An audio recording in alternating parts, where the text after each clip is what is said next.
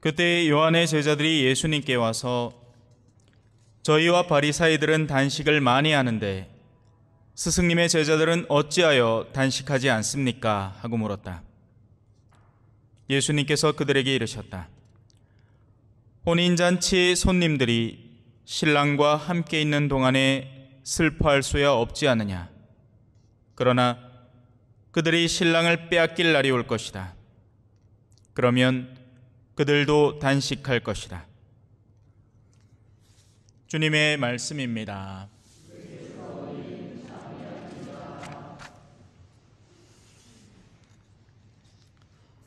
참 예수님, 너희는 악이 아니라 선을 찾아라. 그래야 살리라. 그래야 주님이 너희와 함께 있으리라. 사람들이 악을 왜 저지르는지 아십니까? 그게 좋기 때문에 저지릅니다. 이상하죠? 근데 잠깐만 생각해 보면 알아요. 도둑질을 왜 할까요? 땀 흘려 일해서 버는 것보다 다른 이의 것을 순식간에 가져오는 게 더 빠르고 쉬운 방법인 것이 좋게 느껴지기에 그렇게 하는 겁니다. 그러니 여기에서 진리를 하나 알 수 있죠. 진정한 선과 악은 우리가 어떻게 느끼는 바에 달려있지 않다는 겁니다. 어떤 때는 악이 더 즐겁게 느껴지는 거예요. 불륜이 결혼생활보다 즐거운 법입니다. 인상 쓰면서 불륜 저지르는 사람 봤습니까? 내 이 여자한테 가고 같이 살고 싶지 않은데 어쩔 수가 없이 나는 가한테 갈 수밖에 없네. 내 아내를 버리고. 이런 사람 어디 있습니까? 좋다고 가지. 그죠? 악을 저지르는 것이 즐거운 법입니다. 자, 그렇다면 악이 아니라 선을 찾는다는 것, 헷갈릴 수밖에 없겠죠. 식별이라는 것이 우리 안에 들어서 있지 않으면 우리는 악을 선인 줄 알고 실행한단 말이에요. 단식을 해야 하는 때가 있고 단식을 멈추어야 하는 때가 있는데, 우리는 무조건 단식이라면 좋은 줄을 착각을 해서 그게 좋다는 가치를 부여해버리면 어떤 때는 신랑과 함께 있어 기쁨을 함께 나누어야 하는 때, 와우, 너는 단식 안 하노? 이라고 있는 겁니다. 오늘 수녀님이 새로 오셔가지고 미사 직전에 뭘 좀 먹었습니다. 와, 너는 공복제 안 지키노? 제가 관면 줬거든요. 아니, 새로 오신 분이 왔는데 뭐라도 조금이라도 대접을 해야지 안 되겠습니까? 그죠? 관면 줘놓고는 내가 제일 많이 먹었다. 네? 그 덕에 배가 든든합니다. 자, 오늘 강론의 제목은 전식이었고요. 이제 본식입니다. 너희는 내 멍에를 메고 나에게 배워라 라는 것입니다. 선한 이미지는 살아가는 데 엄청난 도움을 줍니다. 그래서 악인들도 선한 이미지를 놓치고 싶지 않아요. 악을 행하지만 자기의 이미지만큼은 선하게 구축하고 싶은 겁니다. 이게 재밌는 부분이죠. 악한 사람이 악인으로 드러나면 금방 알아볼 텐데, 악한 사람은 악인으로 안 드러납니다. 사기꾼이 사기친다는 것을 드러내놓고 하면 누가 사기를 당합니까? 나야말로 여러분들이 믿을 만한 사람이요, 그러니 나를 따르시오 하고 양복 말끔하게 입고 다단계 하는 사람들이 그렇게 나가는 거예요. 제가 봤거든. 집은 개 차반으로 해놔놓고는 다단계 할 때는 양복 쫙 빼입고 막 나갑니다. 그래서 선한 이미지는 세상을 살아가는데 엄청 도움이 되고, 그래서 착해 보이고 싶은 우리들입니다. 그러다 보니 제가 아까도 얘기했지만 진정한 의미의 선함과 착해 보임을 혼동하는 지경에 이르게 된 거예요. 진짜 선은 전혀 다른 데 있는데 우리는 착함만을 거머쥐고 살아가려고 하는 겁니다. 그러다 보니 참된 선과는 오히려 거리가 먼 여정을 떠나가고 있는 거예요. 이게 적지 않은 이들에게 일어나는 일입니다. 그저 착해 보이고만 싶은 거지 착하고 싶지는 않은 거예요. 내 친구들이 다 술도가니에 빠져 있는데 나는 착해 보이고 싶어서 그래 많이 물어 달콤하지, 그래 술은 고래 먹는 기지, 어야 그래 물어 하고 앉았는 겁니다. 아니죠? 야들아, 이러면 안 된다. 이건 옳지 않은 일이다. 너희가 이렇게 해서 얻을 게 뭐고, 그러면 친구들이 앵가히 좋아하겠다, 그죠? 그래서 진짜 선은 흔히 배척받는 겁니다. 자, 근데 오늘 일독서에는 이 표현이 나옵니다. 멍에를 부수어 버린다. 하지만 이를 올바로 이해하지 않고 그냥 그 뜻을 피상적으로, 표면적으로만 받아들이면 엉뚱한 결론에 이르게 됩니다. 이건 어떨까요? 나는 혼인 생활이 멍에였어. 너무 힘들어. 그래서 오늘 성경 말씀에는 멍에를 부수어 버린다고 하셨지. 좋은 말씀이야. 그러니 나는 이 결혼이라는 멍에를 부수어버리고 이혼해버릴 거야. 나는 내가 사귀고 싶은 사람을 아무에게나 가서 흘러붙고, 그리고 원하는 대로 술도 마음껏 마시고 타락한 생활을 하고 싶어. 나는 멍에가 싫으니까. 그 어떤 것도 나를 멍에 지울 수 없어. 말이 됩니까? 안 된다. 이게 멍청한 소리라는 건 초등학생도 아는 거예요. 이건 멍에를 벗어버리는 게 아니죠. 왜? 자기가 벗어버리려는 멍에 때문에 다른 피해자가 새로운 멍에를 지게 되는 거잖아요. 자기가 책임감 있게 이끌어가야 할 혼인생활 안에서 보호를 받고 사랑받아야 할 아내가 내가 내 멍에를 벗어버리고 싶다는 핑계하에 지 마음대로 살아버리니까 아내가 멍에를 지게 되는 거 아닙니까? 자식들이 멍에를 지게 되는 거 아니에요?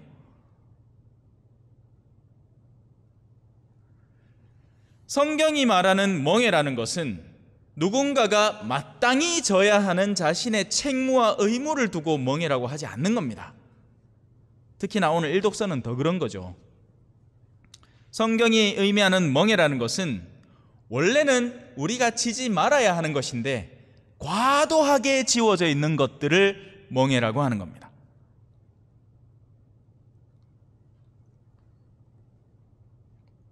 단식하라 하니 오만때만 사람에게 다 단식하라고 합니다. 과연 그게 맞는 이야기일까요? 병자는 단식을 안 하는 게 단식입니다.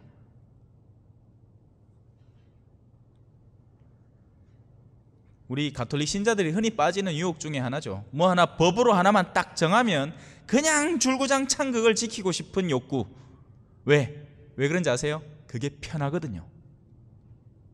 고정된 것, 안정된 것이 편하단 말이에요. 그래서 그들에게는 이미 멍에가 아닌 것들인 겁니다. 예비자에게 사도신경을 바치라 하면 멍에지만 이미 신앙생활을 30년 이상 해온 사람에게 사도신경을 바치라는 것은 이거는 그냥 너무 쉬운 일인 거예요. 오히려 안 바치면 어색한 거죠.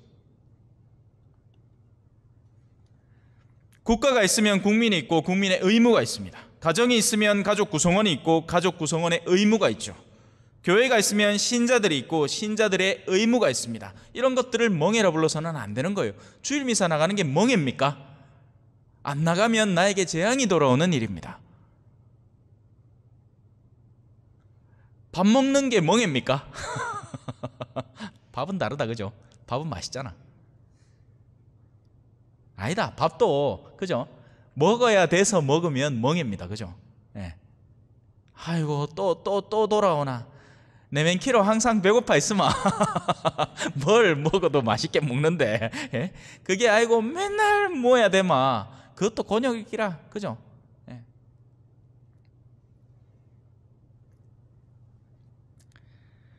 이런 것들 우리가 그 구성원으로서 마땅히 해내야 하는 것은 멍이라고 부르지 않습니다. 그건 우리가 마땅히 지니고 가야 하는 소명인 거죠. 사제가 미사 드리는 게 부담스럽다고 그걸 자꾸 피하려고 하면 그게 과연 옳은 일이겠습니까?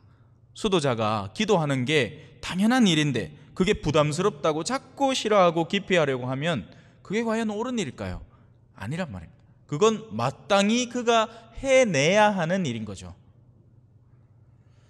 그래서 무턱대고 모든 멍에를 끌어주는 것이 절대로 선한 일은 아닙니다. 착각하면 안 돼요. 불필요하게 과중된 것을 끌어줘야지 그냥 모든 것에서 해방만 시켜준다고 멍에에서 해방시켜주는 행동이 아니란 말이에요. 그건 오히려 무책임한 일이고 조심해야 하는 일인 거죠. 그래서 가장 우선적으로는 무엇이 진짜 멍에인가를 올바로 식별하는 선에서부터 시작을 해야 됩니다. 이게 잘 안 돼요. 뭐가 진짜 멍인 건지. 요즘 예를 들어서 엄마들은 아이들한테 그냥 모든 멍에를 다 벗겨주고 싶어 하는 거예요. 특히나 할아버지 할머니들은 더 심하죠. 이게 손주가 그냥 조금이라도 고통스러워하는 걸 못 보는 거야. 그래 뭐 필요하노? 뭐 사줄고? 아니죠. 어떤 때는 뭔가 갖고 싶다는 마음 속에서 그게 아쉬움도 느껴봐야 하고, 그걸 위해서 내가 그냥 원한다고 다 가질 수 없구나, 필요할 때는 내가 뭔가를 작게 모아서라도 그걸 성취하는 것이 좋은 바람직한 일이구나, 이런 교육 과정이 필요한데 이제 지금 그런 게 없죠. 원하면 다 생겨버리니까. 애들 중에 이런 애들이 있습니다. 자기가 관심의 중심이 돼야 되는 거예요. 그래서 저는 사제로서 아이들이 몇 명 있으면 공평하게 이렇게 그래 니는 뭐 하고 그래 니 잘 있었나, 이런데 그 와중에 내 앞에 와서 신부님 왜 나 안 쳐다봐요? 이런 애 있습니다. 실제로 있어요. 겪은 일이에요. 걔는 자기한테 모든 것이 와야 정상 상황인 거예요. 지금까지 그래왔으니까. 엄마든 아빠든 할아버지든 할머니든 외할아버지든 외할머니든 자기 친척들 이모 삼촌들 다 결혼 안 하고 있으니까 집에 아이라고는 자기밖에 없는 겁니다. 자기가 세상의 중심인 거예요. 그 마음이 나중에 성장을 하면 어떤 마음이 될 것 같습니까? 상당히 위험한 마음인 거죠.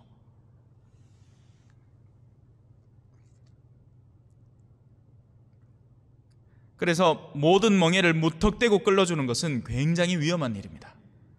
뭐든지 다 들어주는 것은 좋은 일이 아니에요. 오히려 아쉬움이 있고 부족함이 있고, 그래서 예수님은 일부러 제자들에게 부족함을 선물해 줬죠. 야들아, 선교 여행 갈 때 뭐 전대에 돈도 구리도 넣지 말고 신발도 한 켤레만 신고 뭐 좀 부족한 줄 알아라. 그래야지 너희들이 하느님을 찾지.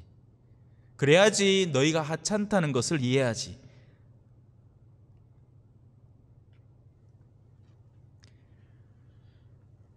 지팡이를 짚고 가는 할머니에게 지팡이가 무거워 보인다고 그걸 들어드리겠다고 하고 있다면 그건 할머니를 돕는 일이 아니고 방해하는 일이죠. 그 할머니는 그 지팡이 없으면 쓰러지는데. 식별을 잘 해야 무엇을 정말 그에게서 덜어낼 수 있는지를 살필 수 있는 겁니다. 그래서 예수님의 제자들은 예수님과 함께 선교 사명을 수행하기에 충분히 먹어야만 했습니다. 단식은 그들에게는 요원한 일이에요. 단식을 하는 족족 오히려 힘이 떨어져서 가야 할 고을에 가기도 전에 쓰러질 수도 있는걸요. 열심히 일하는 이들에게 단식은 머나먼 일인 겁니다. 또 예수님과 함께 머무르기 때문에 충분히 그 친교의 기쁨을 맛보아야 하는 거죠. 식사는 기쁨이니까요. 식사는 좋은 일이에요. 함께 수저를 들고 함께 뭔가 먹을 것을 나눈다 하는 것은 아름답고 좋은 일입니다. 나쁜 게 아니에요. 그리고 그들에게 때가 다가올 터인데 신랑을 잃을 때가 오는 거죠. 바로 예수님께서 순환당하시고 십자가에 못 박히시고 돌아가시고 그리고 나서는 부활을 하시지만 또 승천하셔서 자기들에게서 더 이상, 그 전까지만 해도 스승이 눈앞에 있으니 궁금하면 물어보고 부족한 건 배우고 함께 가면서 그분의 치유활동을 보면서 약해졌던 내 신앙을 북돋우고 이런 것들이 가능했는데 신랑이 사라져버리는 겁니다. 그럼 어떻게 해요? 자동 단식이지 뭐. 근데 여기서 단식을 다시 정립을 잘해야 됩니다. 주님의 단식의 의미에는, 주님이 사용하시는 단식이라는 말의 의미에는 단순히 밥을 굶는다, 물질적인 게 부족하다라는 의미만 있는 게 절대 아닙니다. 진짜 단식은 영혼의 단식입니다. 이게 무슨 소리일까요? 영적 가르침이 충만하던 영혼에게 더는 길을 알려주고 가르쳐주지 않는 영혼의 단식이 다가오는 겁니다. 왜? 어린애가 어른이 되는 순간이 있죠. 어린애와 어른의 차이는 뭐겠습니까? 어린애는 항상 눈앞에 어떤 종류든 어른이 있을 때 어린애가 되는 겁니다. 그래서 우리 본당 신앙인들은 어찌 보면 아직도 많은 경우에 어린애들인 거죠. 누가 나를 이끌어줘야만 신앙에서 여정을 걸어갈 의도를 내비치는 것뿐입니다. 자기 스스로 이걸 해야만 하는 일이니까 이 부분에 내가 내 손을 내밀어 보겠다, 이걸 못하는 거예요. 주체가 없는 거죠. 너무 지독히 수동적인 겁니다. 근데 여러분들 세상에서 그렇게 살아가십니까? 아니죠. 참외밭에 아침에 나갔디마 이게 안 덮어져 있어. 그러면 어떡하노? 누구한테 물어보노? 우리 본당의 어르신들 중에 참외 잘하는 분 누구 있노? 전화해가지고 참외가 이거 안 덮이는데 이거 어쩌까요? 이래 물어보고 덮습니까? 아니죠. 스스로 덮죠. 뭘 해야 되는지 빠삭하게 아는 겁니다. 왜? 어른이니까. 그래서 이전까지 나를 이끌어주던 가르침이 끊기는 순간들이 오는 겁니다. 신앙 초창기에는 작은 가르침들만 해도 맛난 먹거리였는데 신앙이 성장해 가면서부터 오히려 어두운 밤이 도래를 하는 겁니다. 십자가의 성요한이 우리에게 가르치는, 전하는 바 중에 핵심이 그거죠. 영혼의 어두운 밤입니다. 신앙생활을 열심히 하면 더 많은 신앙 안에서 즐겁게 살아갈 것 같아요. 그게 아니라 더한 의문증과 암흑이 영혼의 도래를 하는 겁니다. 왜? 이제부터는 누가 나를 이끌어줄 사람이 없어져 가니까. 바로 그게 영혼의 단식입니다. 그리고 그때에는 스스로 영혼은 채울 거리를 찾아야만 합니다. 그리고 그 체험의 자리는 이제 더 이상 어떤 종류의 특정한 가르침들이 아니라 삶의 현장에서 펼쳐지는 겁니다. 수많은 충돌과 부딪힘 속에서 하느님의 진리가 역으로 드러나는 거죠. 사람의 속마음이 드러나는 것이고. 그래서 단식의 본질적인 의미는 단순히 음식의 단절을 의미하지 않습니다. 단식의 본질적인 의미는 세속의 단절, 세속성의 단절을 의미합니다. 그에 대한 반작용으로 어떤 일이 벌어지느냐? 자, 배가 고프면 음식들이 눈에 확 들어옵니다. 요즘 들어갖고 못 겪어본다, 그죠? 우리가 하도 잘 모이게. 근데 아직 일을 열심히 하는 분들은 일 열심히 하고 집에 들어오면 시장기가 느껴져요. 지금은 시장기가 안 느껴져서 식당에서 밥 먹다가도 뭐 반씩 떡 남겨놓고 그게 그냥 통상적이고 일상적인 일이잖아요, 그죠? 하지만 배가 고프면요, 음식 냄새에 2배는 민감해지고 눈에 보이는 온갖 것들이 음식으로 바뀝니다.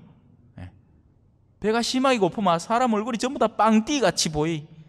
뚱시리하이. 마찬가지로 영혼이 굶주리기 시작하면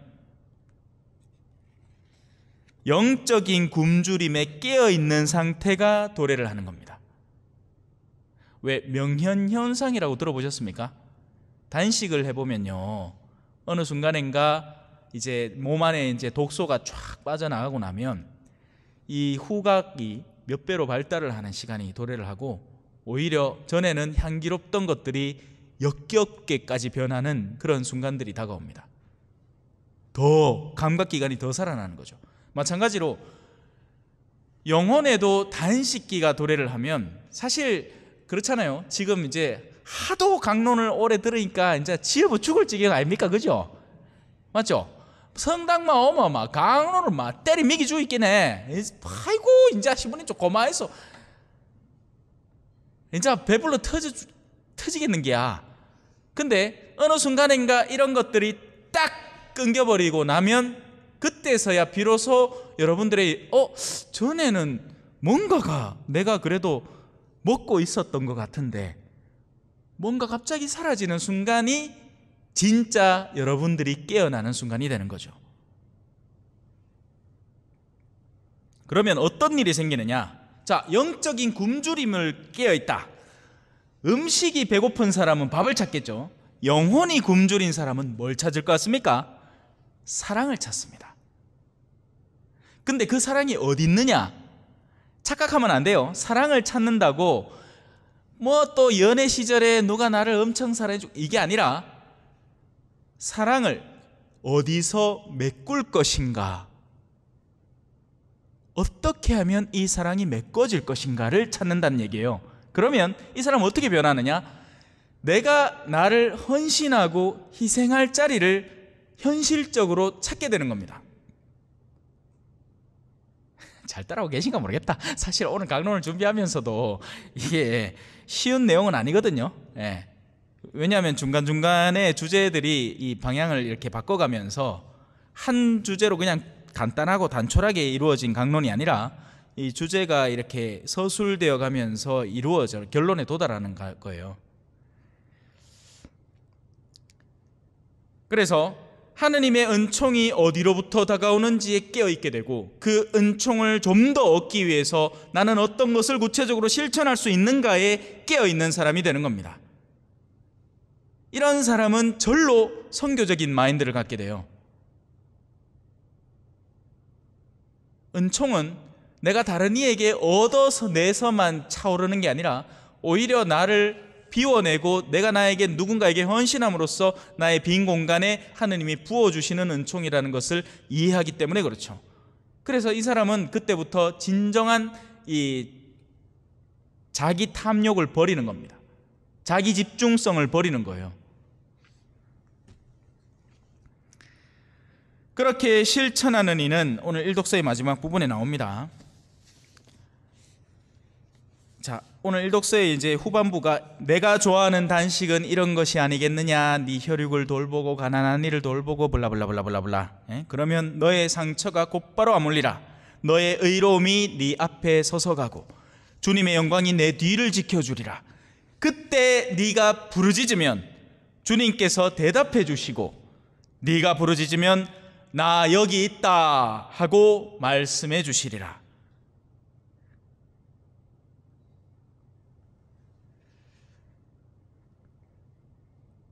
그게 하느님의 응답을 얻는 방법입니다. 사업 안 된다고 암만 1,000만 원 달락해봐야 1,000만 원 안 주시고 내 영혼이 정말 텅 비어 있을 때 그때 하느님은 나에게 기꺼이 응답해 주십니다. 오늘 화답송의 마지막 파트입니다.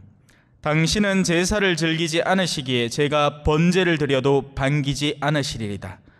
하느님께 드리는 제물은 부서진 영, 부서지고 뉘우치는 마음을 하느님 당신은 업신여기지 않으시나이다. 아멘.